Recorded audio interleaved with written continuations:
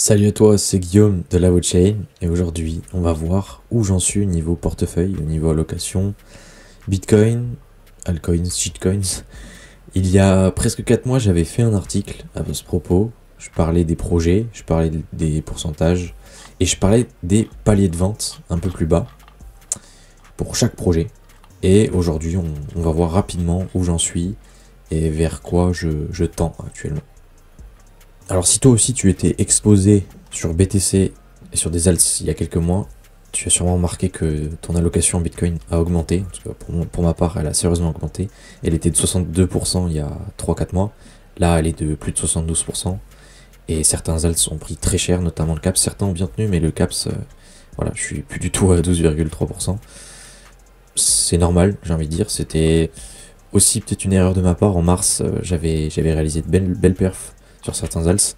J'ai pas pris de profit simplement parce que j'étais loin de mes cibles et je me disais que le halving n'avait même pas eu lieu, donc c'était peut-être pas le bon moment de prendre des profits. Mais avec le recul, ça aurait été judicieux. Mais c'est comme ça.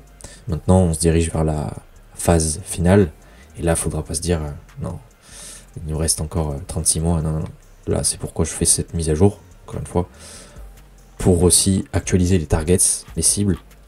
Je suis plus du tout sur les mêmes cibles, ce qu'on va voir après, mais du moins j'ai des cibles d'urgence que j'ai mis emergency targets, parce que là, vu les claques, je crains que pour aller chercher les plus hauts, ce soit compliqué.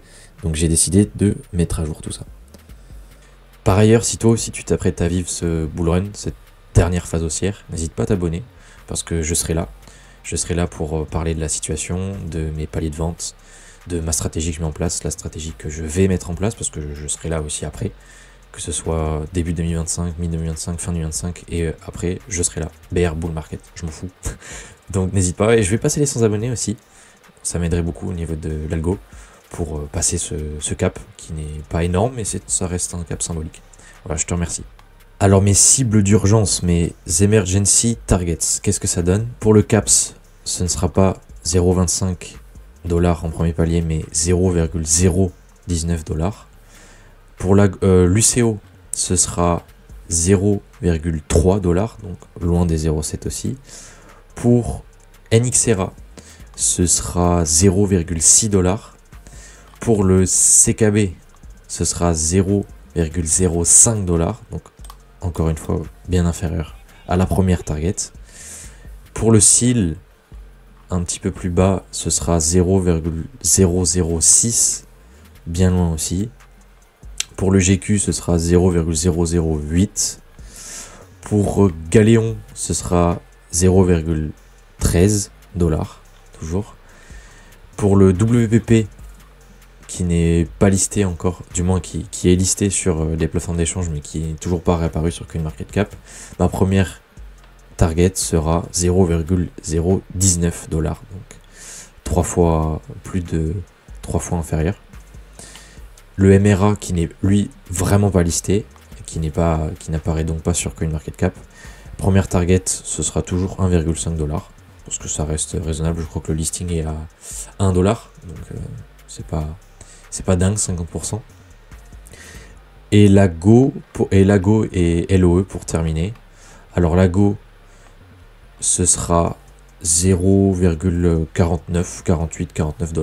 Donc pas 0,50 parce que psychologiquement, voilà, il se peut que ça casse à ce moment-là. Donc je décide plutôt de vendre un petit peu avant.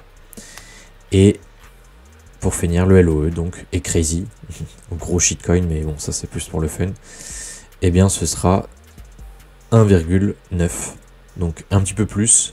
Là, je décide de tenter un peu plus ma chance, et de gamble un peu plus avec ce token de gaming.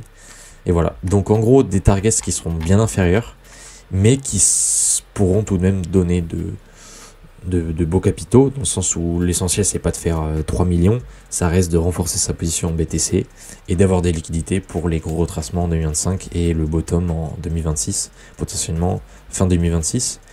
D'ailleurs, j'aimerais parler du scénario, et je n'ai pas encore fait de vidéo sur ce scénario, mais je vais le faire très bientôt.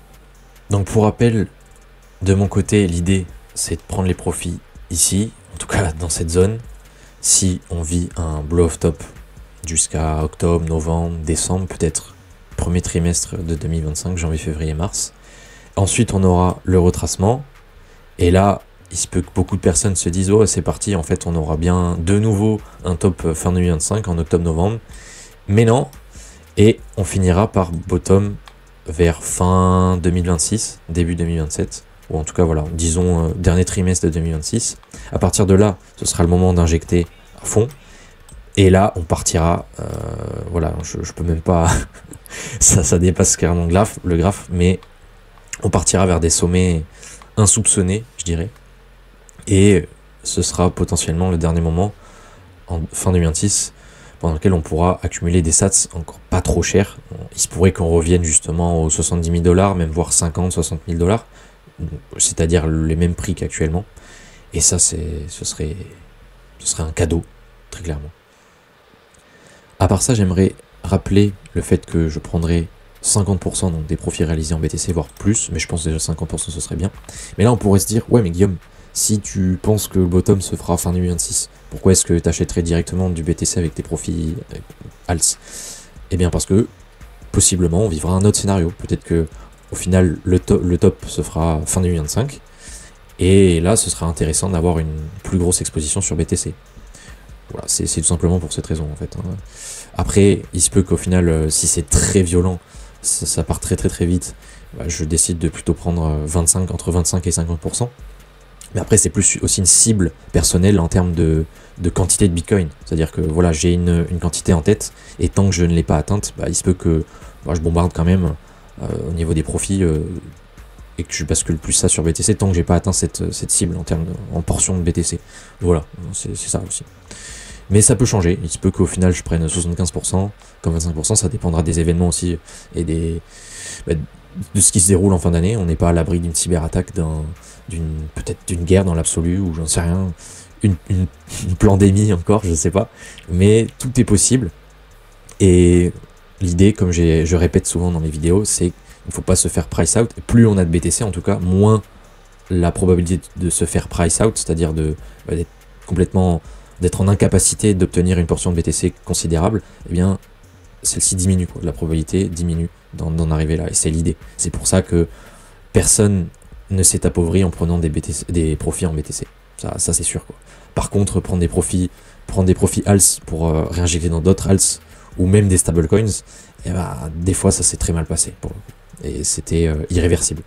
Si tu as la moindre question à propos des projets, à propos de la stratégie, à propos des différents scénarios ou autres, n'hésite pas à poster ça en commentaire, j'y répondrai avec grand plaisir. N'hésite pas à consulter ma bio YouTube, tu pourras trouver tous les articles aussi sur Medium, tu pourras aussi trouver mon Twitter, tu pourras aussi trouver Nostr, mon compte Nostr, si tu l'installes prochainement, et on pourra discuter et avancer ensemble, parce que c'est l'idée, gagner en indépendance financière grâce à Bitcoin et grâce à toutes les connaissances qu'on obtient lorsqu'on étudie Bitcoin aussi, parce que tu verras sur ma chaîne, si tu n'es pas au courant, je ne fais pas uniquement du suivi de portefeuille, loin de là. L'important selon moi, ça reste les fondamentaux de Bitcoin, et aussi la macroéconomie, le système monétaire et tout ça. Voilà, sur ce, je souhaite une excellente journée, une excellente soirée, et je te dis à très bientôt, à tes succès.